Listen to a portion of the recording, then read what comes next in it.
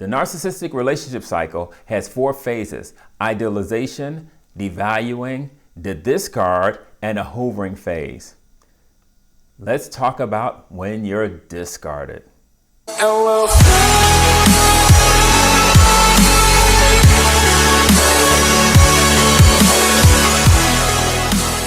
So, quick recap. In the idealization phase, you were put on a pedestal. The narcissist hit you with love bombing, future faking, and mirroring to get you to buy into their dreams of a future of grand beauty, success, control, whatever. But you were on board by the end of the idealization phase, and you started providing resources to the narcissist. But something triggered a narcissistic injury. Somehow you disappointed the narcissist. Either it happened on your end or their end. Either way, somehow you triggered the devaluing phase. During the devaluing phase, the narcissist attempts to control the relationship by controlling you. So they use manipulation maneuvers like gaslighting, fear, obligation, guilt, and communication complications to subvert your reality, lower your expectations of them, and bend and break your boundaries and make you into their puppet. Once the devaluing phase is complete and your self-worth and self-esteem are destroyed, it's time to enter the discard phase. In the discard phase, you have to remember the narcissist's actions operate from a grandiose sense of self-importance. You were once the best thing in their life. Now they don't need you. With devaluing, they've proven that you are not extraordinary nor exceptional like they are. Some of the triggers for the discard can come from you or the narcissist. So if the trigger for the discard came from you, maybe you've had enough. And you take a stand. You start to enact new boundaries. You start to confront every red flag you see from the narcissist. And you start to enact consequences for narcissistic behaviors. You tend to withdraw most, if not all, of your resources. In the worst case scenario, you adopt their behaviors, which means that you start demonstrating their character flaws, meaning your words and actions no longer match. So let's say you tell them that you'll pick them up from work, but then you either show up late or you don't show up at all. Or you tell them that I had a choice of picking you up from work or doing something else, and I chose to do something else. Now, from the narcissist side of the field, what triggers them to discard you is that they have a new person with resources available. And that new person is in the idealization phase of the narcissistic relationship cycle. So right now, for the narcissist and a new person, the love is fantastic, everything is great, they feel wonderful, but there's still this one person that needs to get out of the picture. That would be you. Okay, another reason that the discard phase may be triggered by the narcissist is if a member of their harem gives up resources for them to have. So maybe somebody in their harem gives them money or volunteers to give them shelter, anything to get them away from you.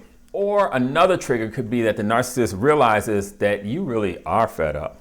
You're no longer in the fog they dropped you in, and you see them for who they are, and they know they need to leave Dodge. Well, a narcissist is what I'd call a wolf in sheep's clothing, because the narcissist is basically wearing a mask while they're dragging you through a narcissistic relationship cycle. The mask covers their true personality with something a little bit more pleasing to you. But underneath, they're an entirely different person. Someone who plans to devour your resources, which is what wolves in sheep's clothing do. They put on a mask to disguise who they truly are. And then by the time they reveal themselves, you're attached to them and you won't let them go so easily. That's basically what a narcissist is. So what happens during the discard phase?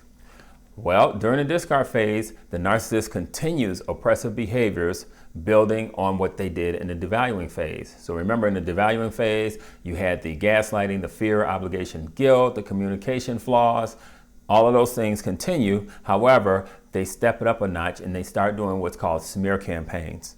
So remember triangulation of the devaluing phase where other parties were brought into your relationship? Well, now the narcissist is going to smear your name to them. So you are definitely going to be on the losing end of their narrative. So when they talk to your friends, your family, their friends, their family, the pastor, the children's teacher, the therapist, even the children, anyone who will listen to them, the narrative they're going to paint is one with you in the monster role. You are the reason for the destruction of the relationship. The narcissist resents you and feels you resent them, and they are setting the stage to evoke sympathy and compassion from everyone when the relationship ends.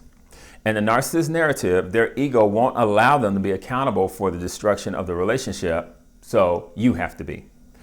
By the end of the devaluing phase, you're pretty worn down and you are a little crazy. So it's not too far of a stretch when the narcissist complains to everyone how you're making it so hard to be with you in a relationship. What happens once the narcissist has secured the resources necessary to leave you? Well, you're going to notice an elation in your narcissist, one that's not brought on by you.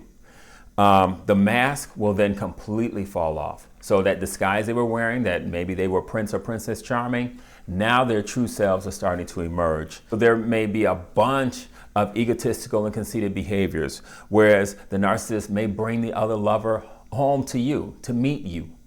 They may request that you actually pay them to leave. So maybe they have a new apartment, but they need you to pay first and last month's rent for them. If you two have finances together, they may end up draining your bank account. At the very least, they will probably brag about your replacement or brag about where they're moving to. And they will continue to cheat, lie, steal, indulge whatever addiction they have. But once again, it's now out in the open. The mask is off and you can truly see this person for who they truly are. Then one day, the narcissist is gone, just gone. You come home and their things are gone. Or in a last-ditch egotistical behavior, they may actually enlist you to help them move into a new spot. What is a grand finale? A grand finale can happen either with the discard or without the discard. It all depends on the narcissist and the situations prompting the discard in the first place. So usually the grand finale is a drama-filled soap opera ending to the relationship. It's a spectacle that could happen at your job. It's a spectacle that could happen in front of your family. It's a spectacle that could happen in the street. Embarrassing information about you could be revealed publicly or it could be revealed on social media by the narcissist. There could be involvement of the police or firefighters as clothes are burned or cars are burned or the house is burned. There could be a trip to the hospital involved if the two of you get into a physical altercation. But in the end, the narcissist comes out justified in leaving you. You may end up looking crazy. You may end up serving jail time. You may end up spending time in the hospital. Once again, since the narcissist has used the smear campaign to lay down your craziness to other people understand why the narcissist has to leave. So what will make the narcissist actually want to do the discard phase of the relationship? Well, remember, they have egotistical and conceited behaviors and attitudes. So there's no way they're going to accept that you want to leave them. It's better if they leave you. And that, once again, is a narrative that they put out during the smear campaign. Also, the narcissist has a lack of empathy. They don't care about you. They don't care if something goes up in flames. They don't care if you have to spend time in the hospital. They don't care if you spend time in jail. Also, the narcissist displays resentment. They have resentment of others and they believe others resent them. So they believe you now resent them. So they resent you more. And that drives their actions. You would think that after placing you on a pedestal during the idealization phase, dragging you down the hill during the devaluation phase, and the spectacle that could be the discard phase, that you will be through with the narcissist and this relationship. But not so. Get ready for the final phase in the narcissistic relationship cycle, the Hoover phase. Well, that's all on this segment of Narcissism. Like, comment, and subscribe. And make sure you click that notification bell. And I'll see you on the next one. Tell me pretty lies, look me in the face. Tell me that you love me, even if